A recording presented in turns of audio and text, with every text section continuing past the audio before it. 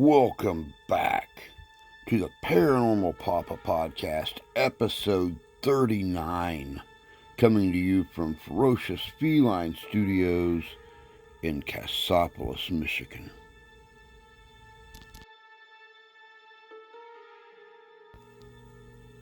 Welcome back, guys, to another Paranormal Papa Podcast. I am your host, Paranormal Papa. I apologize wholeheartedly for the presentation, the damage done to my left eye during the surgery.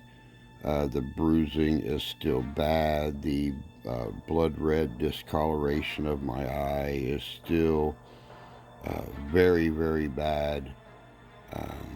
So I've chose to kind of cloak and conceal myself, at least for the next week or so, so I don't,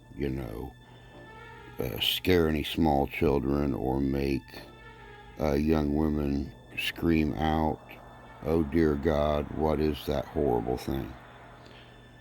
But I wanted to go ahead and keep on our schedule and bring you guys another podcast. And being a displaced Hoosier living up here in Michigan, I wanted to look at the Hoosier State and some of the haunted legends and locations that you, as an investigator or as a curious onlooker, could investigate yourselves. Some of these are very well known and some are not. But it's a guarantee that each and every one of these locations are not going to be a disappointment. Let's get into this list.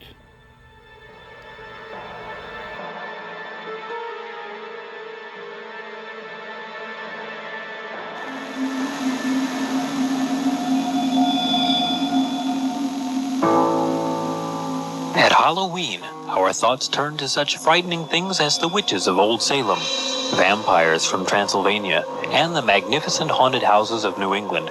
Yet in truth, Indiana can match anywhere else in the world for tales of mystery and horror. For generations, strange stories of Indiana's darker side have been told, but only within recent years have these stories been collected.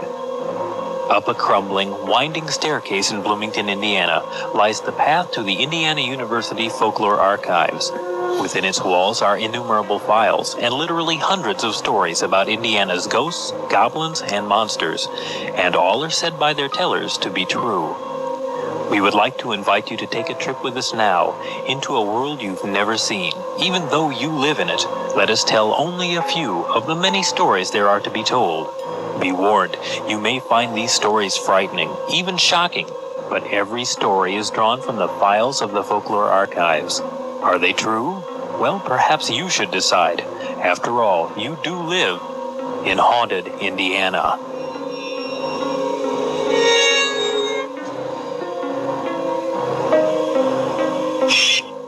Rich in history and folklore, Indiana is home to numerous haunted locations that intrigue ghost hunters and thrill seekers alike. From historic mansions to eerie cemeteries, Indiana offers a variety of spots where the supernatural is said to linger. Here are some of the most haunted places in the Hoosier State. The Willard Library in Evansville is perhaps the most famous haunted site in Indiana. Built in 1885, this Victorian Gothic structure is said to be haunted by the Gray Lady. The apparition has been seen by staff and visitors since the late 1930s. She is described as a misty gray figure that roams the library, occasionally moving books and other objects. The Gray Lady's presence has been so consistent that the library set up a ghost cam for enthusiasts to watch for paranormal activity.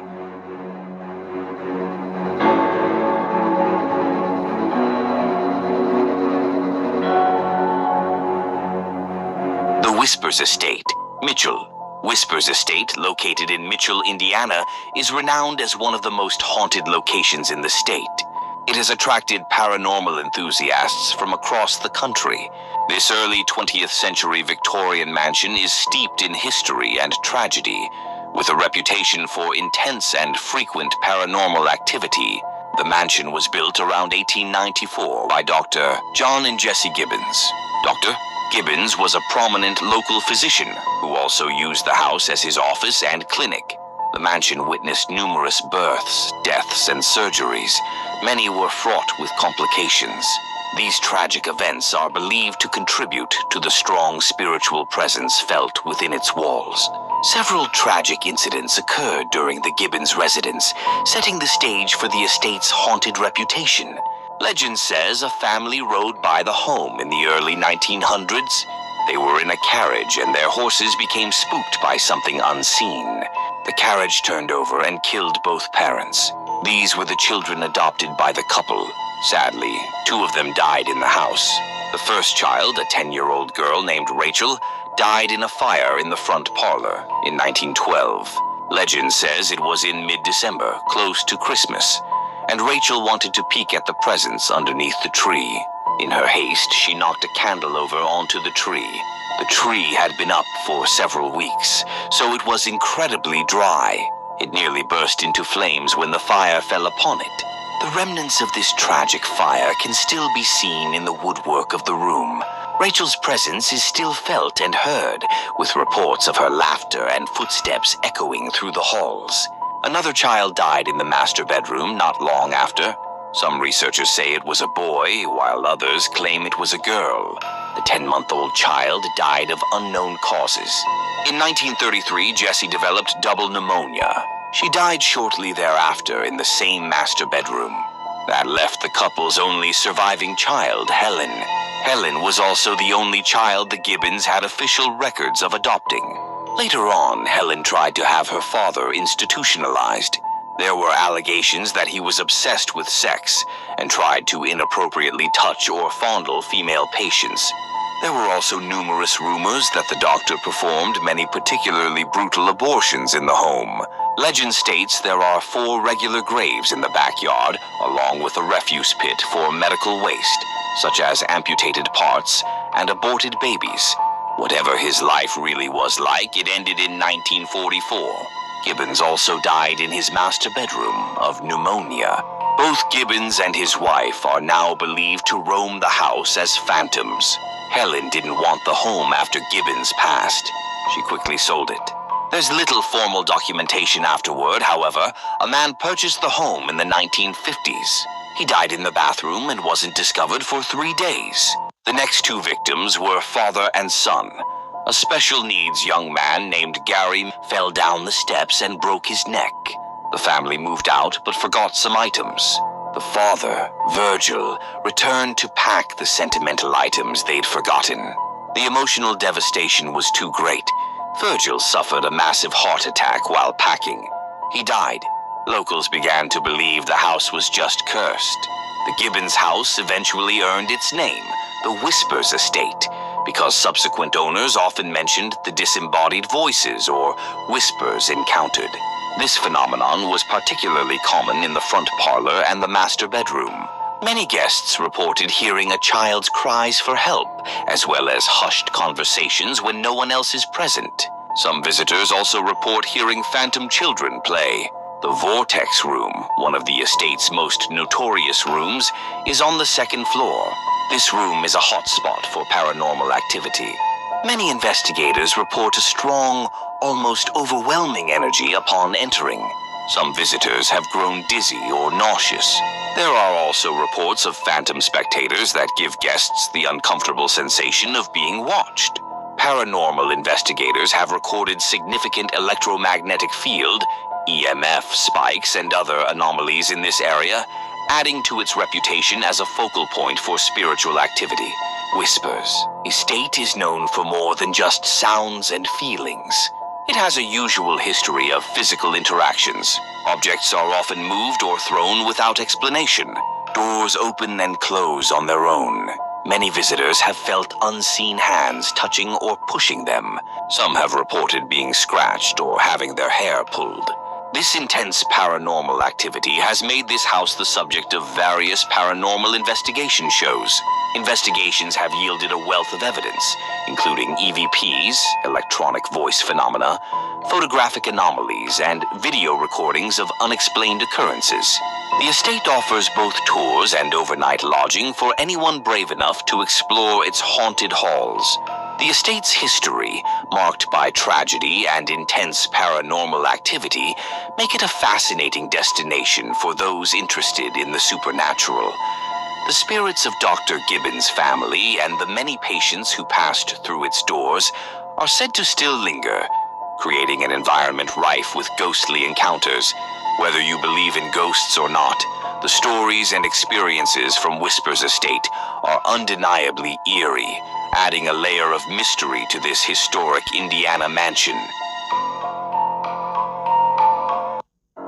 The French Lick Springs Hotel, nestled in the picturesque town of French Lick, is a grand resort known for its luxurious amenities, historical significance, and an intriguing reputation for paranormal activity. This historic hotel, with its rich past dating back to the 19th century, has been the site of numerous ghostly encounters that continue to captivate visitors and paranormal enthusiasts alike. The French Lick Springs Hotel was established in 1845, originally attracting visitors seeking the curative properties of the local mineral springs. The hotel flourished under the ownership of Thomas Taggart, a former Indianapolis mayor, who purchased it in 1901. Taggart expanded and modernized the hotel, transforming it into a luxurious destination for the rich and famous. His extensive renovations and the hotel's subsequent success laid the groundwork for its grand reputation. One of the most prominent spirits to haunt the hotel is that of Thomas Taggart himself. Taggart's presence is often associated with a strong odor of cigar smoke, even in areas where smoking is not permitted. Many guests and staff members have reported a spectral figure resembling Taggart, dressed in early 20th century attire, wandering the halls or riding a phantom horse-drawn carriage around the property. His apparition is often described as benevolent, as if he is still overseeing the hotel he loved so dearly. A phantom bellhop has also been reported at the hotel. This spectral employee assists guests in the dead of night, only to vanish without a trace once his task is complete.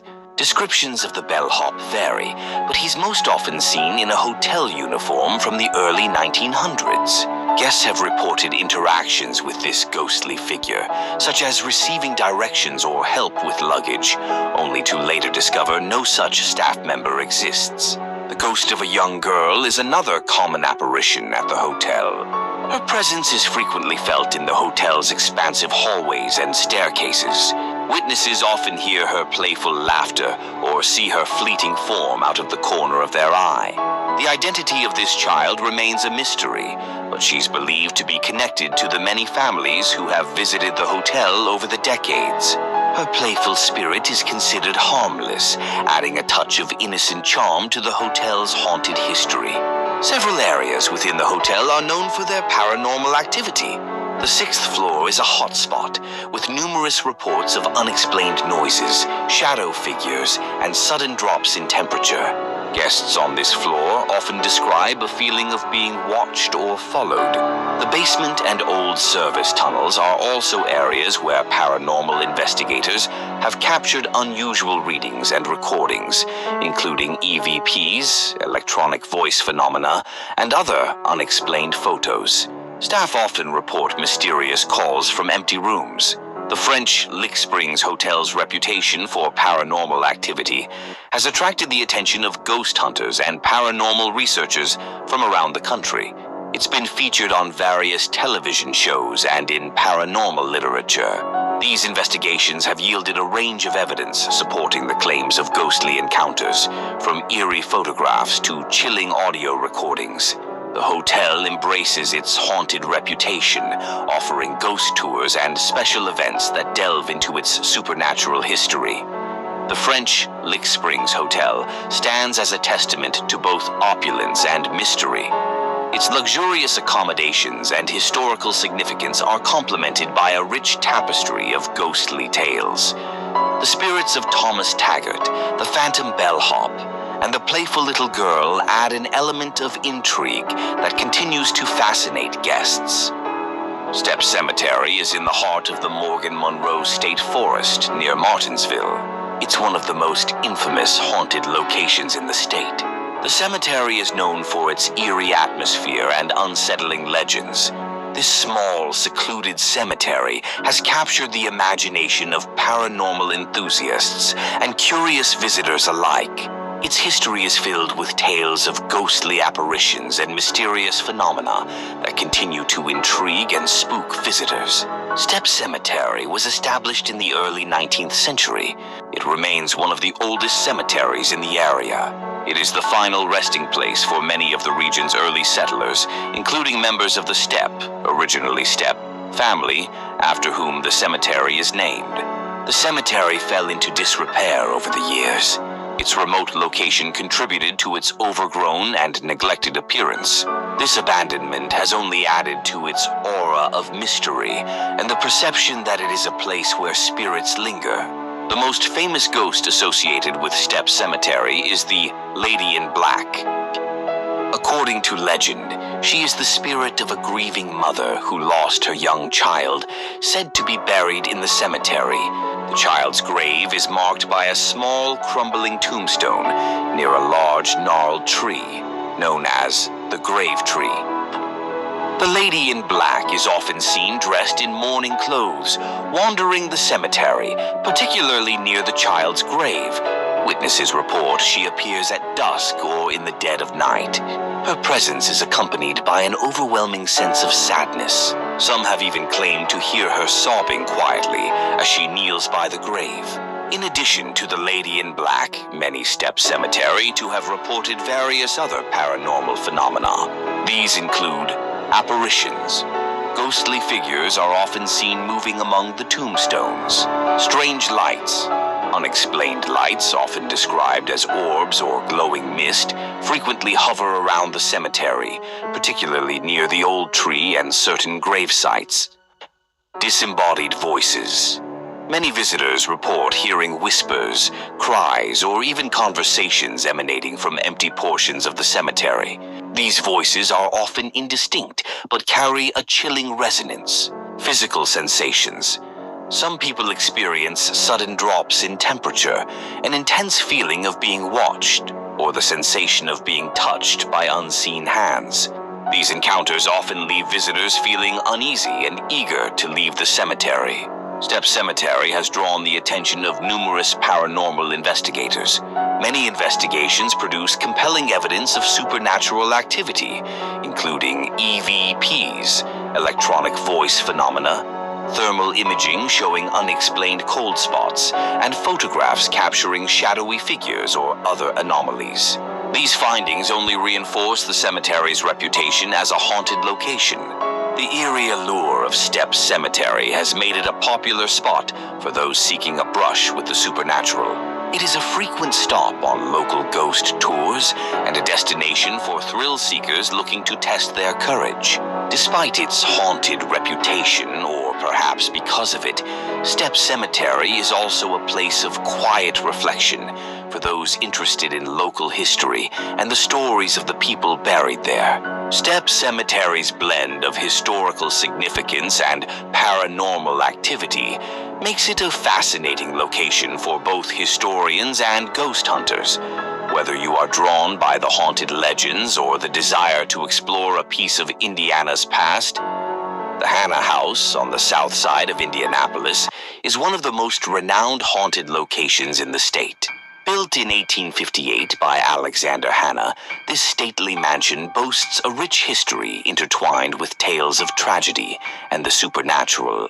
Over the years, the Hanna House has become a magnet for paranormal investigators and ghost enthusiasts drawn by its eerie legends and reported ghostly activities. Alexander Hanna, prosperous businessman and civic leader, constructed the Hanna House as a family residence. The mansion, built in the Italianate style popular in the mid-19th century, became known for its elegant design and luxurious appointments. However, beyond architectural beauty, the house played a significant role in the Underground Railroad. It served as a secret refuge for runaway slaves seeking freedom in Canada.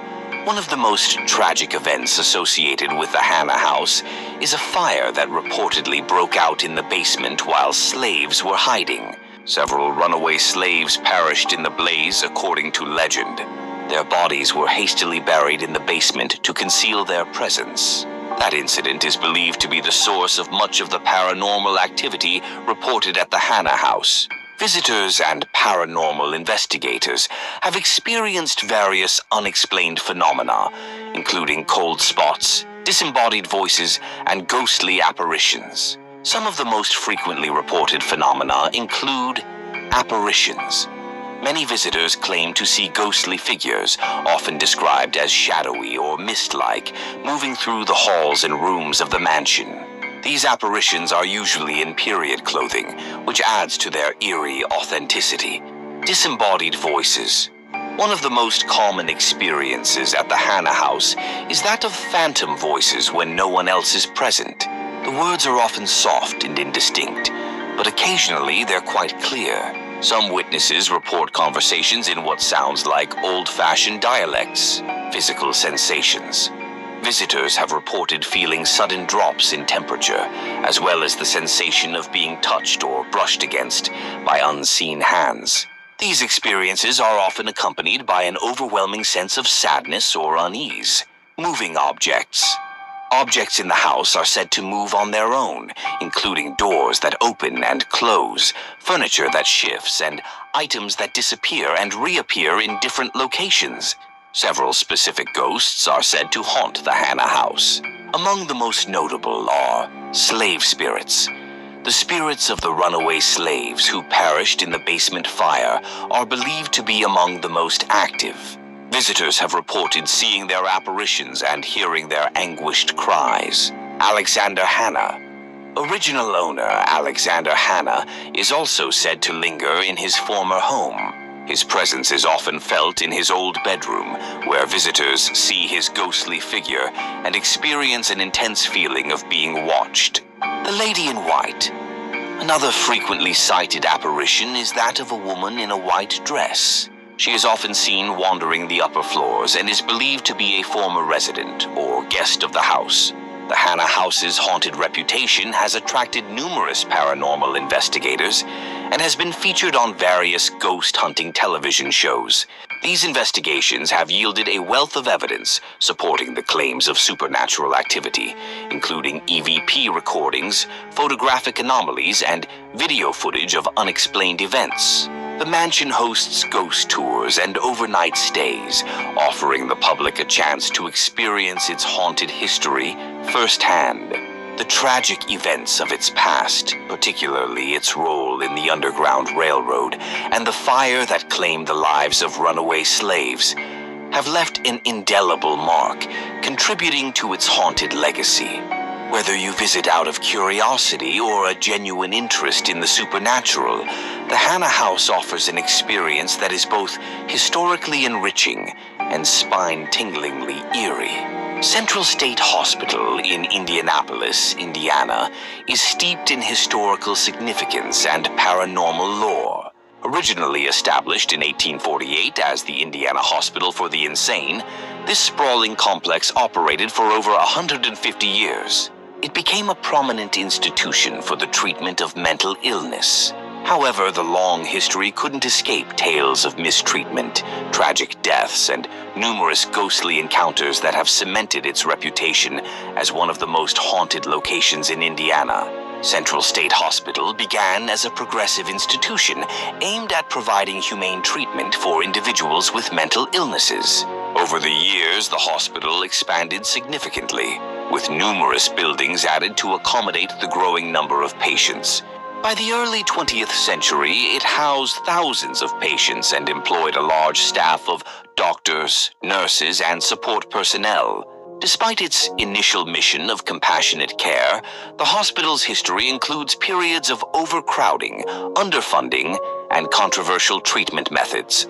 Patients were often subjected to harsh conditions, including confinement, electroshock therapy, and experimental surgeries. The hospital's long and often troubling history has made it a focal point for paranormal activity. Visitors and investigators have reported a wide range of ghostly encounters and unexplained phenomena, including apparitions. One of the most frequently reported paranormal experiences at Central State is the sighting of ghostly figures. These apparitions are often described as shadowy, translucent, or mist-like, and are typically seen wandering the hallways, patient rooms, and common areas of the abandoned buildings. Disembodied voices. Many visitors hear voices when no one else is present. These voices range from whispers and cries to full conversations, often in the distinct tones and dialects of former patients and staff members. Some have even reported hearing their names called out in empty rooms. Unexplained noises. The hospital is known for a variety of strange sounds, including footsteps down deserted corridors, doors slamming shut, and mysterious bangs and thuds. These noises often occur without any apparent cause and contribute to the site's eerie atmosphere.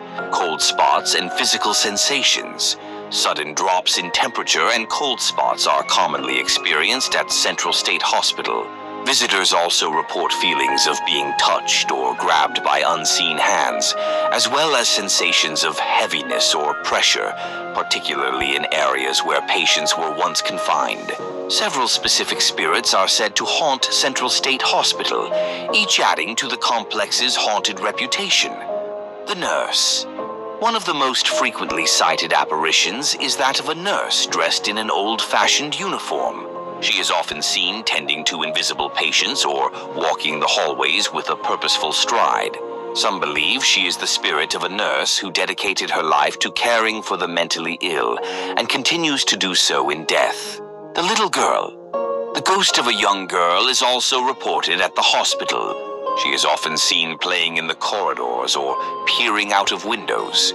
Her identity remains unknown, but her presence adds a poignant touch to the haunted site. The tormented patient. Many reports include sightings of a distressed male patient, often described as agitated or confused. This spirit is believed to be the manifestation of one of the many patients who suffered under the harsh treatments and confinement of the institution. Central State Hospital has garnered attention from numerous paranormal investigators and ghost hunters. These investigations have produced a wealth of evidence, including EVP recordings, photographs of unexplained anomalies, and video footage of ghostly activity. The hospital has been featured on various television shows and in paranormal documentaries, further cementing its status as a haunted hotspot. The site offers tours and paranormal events. No discussion on the paranormal in Indiana would be complete without mentioning the infamous Demon House. The Demon House in Gary, Indiana is a relatively new site in terms of haunting. This notorious location is shrouded in chilling legends and terrifying lore. This seemingly ordinary house on Carolina Street gained infamy through reports of unexplained phenomena, demonic possession, and ghostly apparitions. The history of the Demon House captivated paranormal enthusiasts, investigators, and skeptics alike, making it a focal point for discussions on the supernatural. The story of the Demon House begins in November 2011, when LaToya Ammons and her 3 children moved into the rental property. Almost immediately, the family began experiencing strange and disturbing occurrences. The first signs were innocuous: footsteps, creaking doors, and unexplainable cold spots. However, these minor disturbances quickly escalated into something far more sinister. Ammons reported that her children were displaying alarming behavior, including speaking in guttural voices, exhibiting superhuman strength, and levitating. These incidents prompted her to seek medical and spiritual help. During one particularly harrowing episode, Ammon's 9-year-old son was reportedly thrown against a wall by an unseen force, and her daughter was seen levitating above her bed. The severity of these events led Ammons to believe her family was under attack by demonic forces. The situation drew the attention of numerous authorities. The Indiana Department of Child Services, DCS, and medical professionals became involved, initially skeptical but soon confronted with their own inexplicable experiences. DCS caseworkers and medical staff reported witnessing strange occurrences, including one incident where a child was observed walking backward up a wall in a hospital. The Gary Police Department also investigated the house, documenting strange occurrences such as electronic equipment, malfunctioning, mysterious footprints, and even an unexplained oily substance dripping from the blinds. Despite extensive investigations, no logical explanations could be found for these phenomena. While the Demon House became famous due to the events that unfolded after 2011, there are accounts and speculations about its history that suggest a longer legacy of strange occurrences. The house, built in the early 1920s, is located in a region with a complex and sometimes troubled history. Gary, Indiana, experienced rapid growth due to the steel industry, leading to a boomtown atmosphere with a mix of prosperity and hardship. Some believe that the land itself may harbor residual energies from past events. Local folklore hints at other unsettling incidents on the property before Ammon's residency, though concrete documentation is sparse. Neighbors and previous tenants have occasionally mentioned feelings of unease and unexplained noises, though none reported the extreme phenomena described by the Ammons family. This lack of detailed historical records leaves much of the earlier paranormal activity in the realm of speculation and anecdotal evidence. The media caught wind of the story, and it quickly became a sensation. News outlets covered the bizarre events, dubbing the property the Demon House.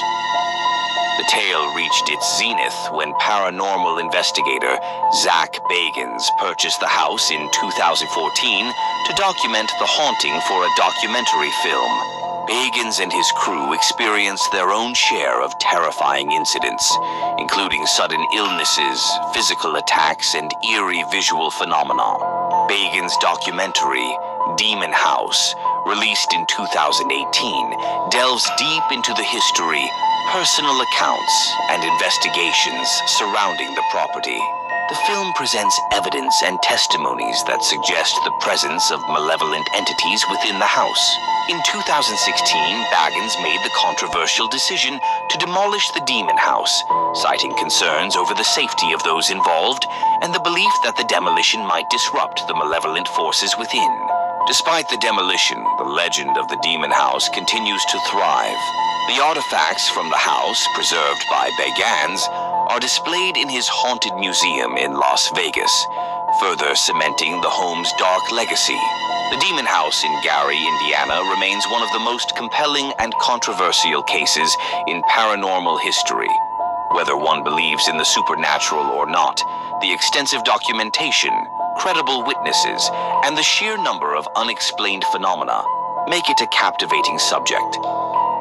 The house's story is a blend of horror and intrigue, reflecting humanity's perennial fascination with the unknown and the possibility that some places are truly haunted.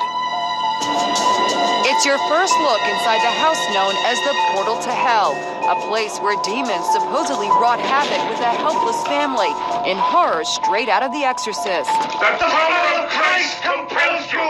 This man just bought the notorious house in Gary, Indiana for the bargain basement price of $35,000. What compelled you to buy this house? I have a passion for investigating claims of paranormal. Zach Bagans is the host of the Travel Channel's Ghost Adventures. We spoke inside the front porch, the precise spot where a terrorized mom claims that horseflies mysteriously swarmed in the dead of winter, as they did in the Amityville Horror. Then there was that mysterious figure that appeared in the window when the house was supposed to be empty.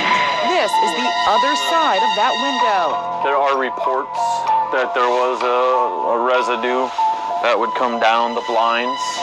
It was horrible. This is the woman who lived in the House of Horrors with her 3 children before Zach Bagans bought it.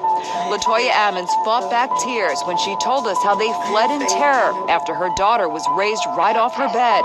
She says the demons sounded like this.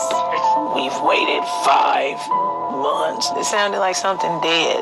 She says she anointed the rooms with holy oil and read aloud from the Bible, but the nightmare went on and listened to a sound that cannot be explained by police who looked into the mysterious goings-on. While 2 cops are talking in the basement, someone can be heard saying, "Hey." Embrace yourself for what Latoya says happened to her son when she and her mom took him to the hospital. It's right out of the movie Poltergeist. He walked up the wall and did the backwards flip. How did everybody in the hospital react to your son walking up the wall? They took off and they ran. The doctor from the psych ward said that's not real. That's not human. No human can do that. Speaking of deep, mysterious voices, You in there! those are the chilling words Captain Charles Austin will never forget. The 36-year veteran of the Gary, Indiana Police Department had just finished investigating strange occurrences in the house and was in his patrol car talking on the phone when he says something bizarre happened. All of a sudden, while I'm involved in this conversation, the AM/FM radio went to static and turned up very loud. And it said, "You in there?" And the person on the phone say, "What the hell was that?" And I say, "I don't know." What was your reaction? I was in shock. Enter Father Michael Maginot, a local priest who got permission from the Bishop of Gary, Indiana, to perform an exorcism on Latoya. Did you at one point believe this house was the portal to hell? There was a portal. Latoya moved out of the house and now lives many miles away. She knows her story is hard to believe. Some people claim that you made this all up, that this was some sort of an elaborate hoax. Is this a hoax? I don't feel that someone will have a reason to make something up like that. Do you believe that house is possessed by demons? I do. I feel that it's something very bad going on in that house.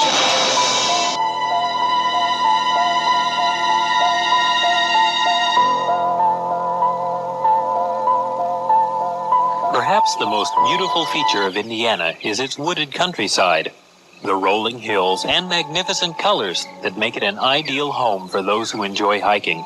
Of course, some woods are better for hiking than others. After all, you wouldn't want to hike in a haunted woods, unless, of course, you didn't believe in such things. There is a story of a professor at one Indiana college who did not believe. Some 75 years ago, the people of a small town discovered that a murder had been committed. Outraged, they turned their anger against the only stranger in town, a salesman, and chased him into the brush. He eluded them for a day and a night, but eventually he was caught. And, despite his cries of innocence, he was hanged. It is said that his spirit still haunts that woods. But even despite evidence of that crime, the professor was skeptical. After all, a ghost holds no terrors for an educated man.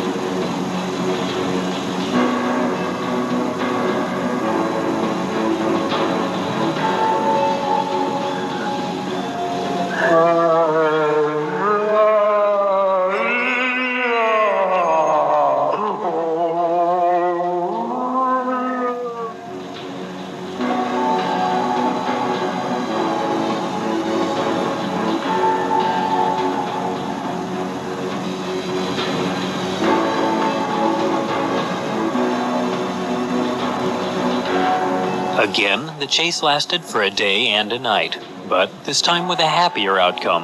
The professor escaped, and was thought by local townspeople to be lucky indeed. After all, you shouldn't walk through a haunted woods, especially on the exact day of the ghost's hanging.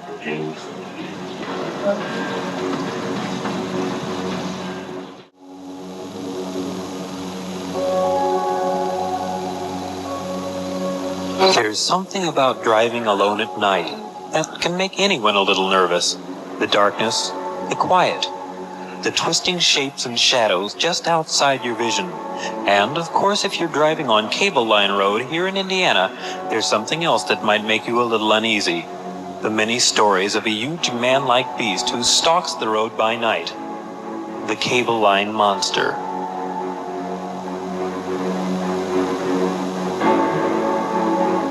It was late one October evening that Tony Zarnicki thought of those stories. The Cable Line Monster was said to stand almost 8 feet tall, to weigh hundreds of pounds, and to be covered with a thick tangle of coarse black hair.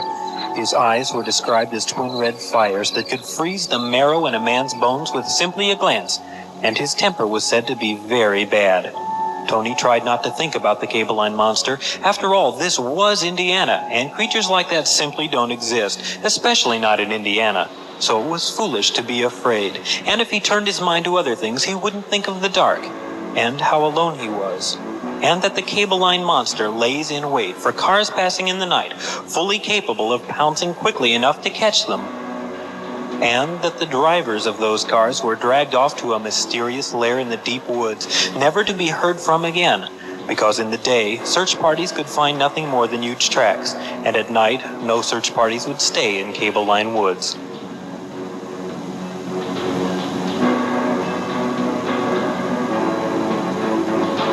Tony found that he was shivering in the warm night, which was silly. After all, the Cable Line Monster was just a story. Unfortunately for Tony, not all stories have happy endings.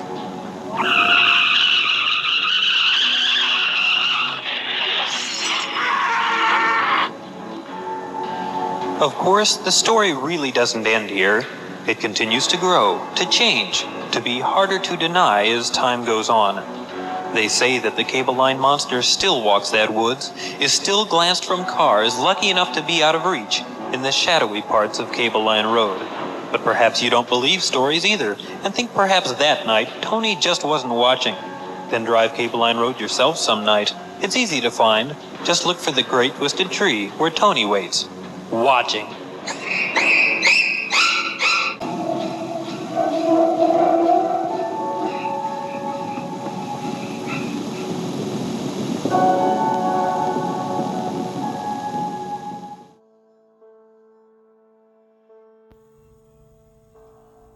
Welcome back to the studio. You know, every state has got its share of folklore, mysteries, myth, and legend. All you have to do is go look for it. Multiple times I have gone to different locations and talked to locals and found out that there are locations that no one ever considered to possibly be the residence of the living impaired. To this list, I would also like to add Mound State Park in Anderson, Indiana, the location of multiple Adina Hopewell burial and ceremonial mounds. I have known multiple individuals who have visited the park and even camped there and heard drums, have heard singing, have seen interesting things around the Great Mound and down by the river. Definitely worth checking out. I would also like to offer up in that list the Slippery Noodle Inn in Indianapolis. starting off in the mid-19th century. It has ties to the Underground Railroad. It has ties to the Dillinger era, and it has ties to illegal alcohol production during the 1930s. There are a lot of stories surrounding the Slippery Noodle, and it is a very well-known but seldom spoken about paranormal hotspot in the state capital. And to end my own list of favorites, the first territorial capital of Indiana, Corydon, Indiana, located in the southern tip of central Indiana. It was the original territorial capital before Indianapolis became the state capital. The original courthouse, which is now a museum, sits in the center of town, and just off to the west side across the street is the former jailhouse, where the whipping post still stands to this day, where they would shackle the prisoners to the whipping post for public beatings. There are also an array of unexplained deaths and, from my own personal experience, mysterious sightings on the hills surrounding downtown of local natives and also of residents during the Civil War, when Morgan's raiders were firing on the town from outside of town. Stories say a few of those cannonballs might have hit a mark. What's the truth behind haunted Indiana and these locations? I leave that up to each and every one of you individuals who like to hunt for the unknown. This concludes this episode of the Paranormal Papa Podcast, coming to you from Ferocious Feline Studios in Cassopolis, Michigan. Again, I'd like to apologize for my presentation, but frankly, of all the things we discuss and show on this channel, I'm afraid that my eye and how botched up it is from the surgery would probably be one of the most horrifying. Until next week, take care of yourselves, take care of each other. God bless you, God love you, we do. And happy hunting.